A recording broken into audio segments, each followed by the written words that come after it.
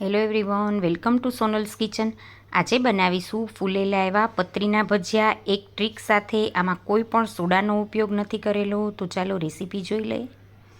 અહીંયા મેં મીડિયમ સાઇઝનું આ રીતનું લંબગોળ એક બટેટું લીધું છે. બટેટાને આ રીતે છાલ ઉતારી લેશું.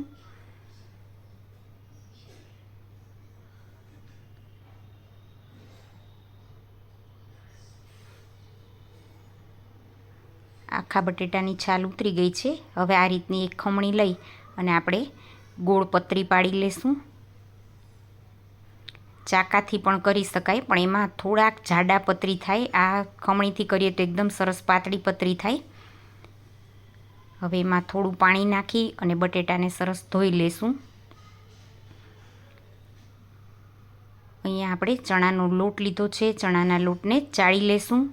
ભજીયા માટે હંમેશા ચણાનો લોટ ચાળીને જ વાપરવો, એટલે એમાં એક જાતની એર ભરાય અને જરા પણ ગાંઠા ન પડે. લોટ આપણે જ્યારે ડોઈએ ત્યારે આ રીતે ચણાનો લોટ મેં અહીંયા વાટકી એક જેટલો ચાળી લીધો છે.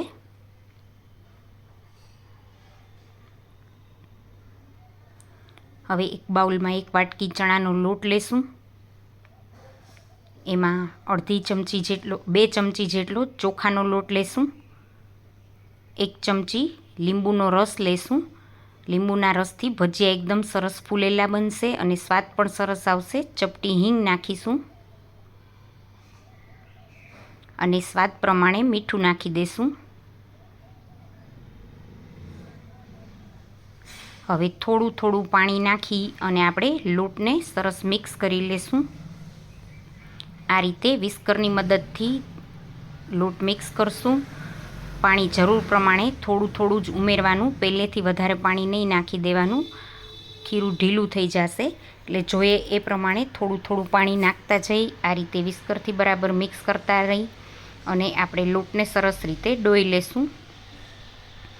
આપણે લીંબુનો રસ નાખેલો છે એટલે ભજીયા સોડા વગર પણ સરસ ફૂલીને તૈયાર થશે. અને આ રીતે વિસ્કરથી એકદમ સરસ લોટને મિક્સ કરશું એટલે એમાં એર ભળશે, એટલે પણ ભજીયા સરસ ફૂલીને તૈયાર થશે. આ રીતે 2 થી 3 મિનિટ સુધી આપણે લોટનો થોડો કલર ચેન્જ થાય ત્યાં સુધી વિસ્કરથી લોટને મિક્સ કરીશું. આમ કરવાથી સરસ એર ભળે છે અને ભજીયા ફૂલેલા બને છે.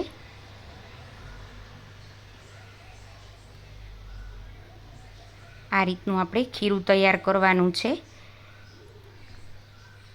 નહીં જાડું નહીં પાતળું, એ રીતનું. હવે ખીરાને 10 મિનિટ માટે હવે ખીરામાં આપણે 1 ચમચી તેલ નાખી દઈશું. ગરમ તેલ જે મૂકેલું હોય એ, અને વિસ્કરથી એકદમ સરસ મિક્સ કરશું. આમ કરવાથી પણ ભજીયા આપણા એકદમ સરસ ફૂલીને તૈયાર થશે. તમે જોઈ શકો છો કે લોટનો કલર બદલાઈ ગયો છે. એટલું સરસ ખીરું તૈયાર થયું છે આપણું. હવે એમાં જે તૈયાર કરેલી બટેટાની પતરી છે એ આ રીતે ખીરામાં બોળી અને આપણે ગરમ તેલમાં નાખી દઈશું. આ રીતે એક એક પતરી ખીરામાં બોળી અને આપણે ગરમ તેલમાં નાખતા જાશું. જ્યારે આપણે ભજીયા નાખીએ ત્યારે ગેસની ફ્લેમ છે એ સ્લો રાખવાની. પહેલાં એકદમ સરસ તેલ આવી જવા દેવાનું, પછી ગેસ ધીમો કરી અને ભજીયા નાખવા. થોડુંક આપણે ઢીલું ખીરું રાખેલું છે જેથી ભજીયા સરસ ફૂલે. આ રીતની સાઈડમાં થોડીક મમરી પડશે જ્યારે નાખતા હોય ત્યારે, પણ એ મમરી કડક બની જાય એ ભજીયા સાથે ખાવાની બહુ જ મજા આવે છે. એનો ઉપયોગ આપણે લીલી ચટણી અથવા તો મીઠી ચટણીમાં પણ કરી શકાય. જે આ નાની નાની બુંદી જેવી પડી ગઈ છે આપણાથી ભજીયા બનાવતા હોય ત્યારે, એનો ઉપયોગ બંને ચટણીમાં કરી શકાય.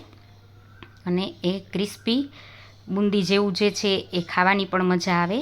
બંને સાઈડ ભજીયાને 2 થી 3 વખત ફેરવી અને આપણે લાઇટ બ્રાઉન થાય ત્યાં સુધી ભજીયાને તળી લેશું. એક વખત ભજીયા તેલમાં નખાઈ જાય પછી ગેસની ફ્લેમ ફાસ્ટ કરી દેવાની અને બંને સાઈડ ભજીયાને ફેરવતા રહી અને લાઇટ બ્રાઉન થાય ત્યાં સુધી ભજીયાને તળી લેશું.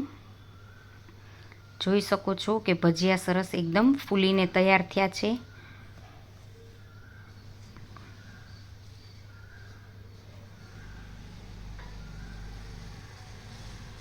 આ રીતે બંને સાઈડ ફેરવતા રહી અને બ્રાઉન ભજીયા થાય લાઇટ બ્રાઉન ત્યાં સુધી તળી લેશું.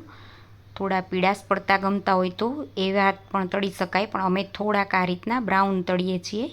હવે એક ડીશ ઉપર ટીશ્યુ પેપર રાખી અને એમાં આપણે આ ભજીયા કાઢી લેશું, એટલે વધારાનું તેલ ટીશ્યુ પેપરમાં આવી જાય. ભજીયા સરસ તૈયાર થઈ ગયા છે. તૈયાર છે પતરીના ભજીયા. જરૂરથી ટ્રાય કરજો. જો તમને આ રેસીપી સારી લાગે તો લાઈક કરજો. ચેનલને હજી સુધી સબસ્ક્રાઈબ ન કરી હોય તો સબસ્ક્રાઈબ કરી લે.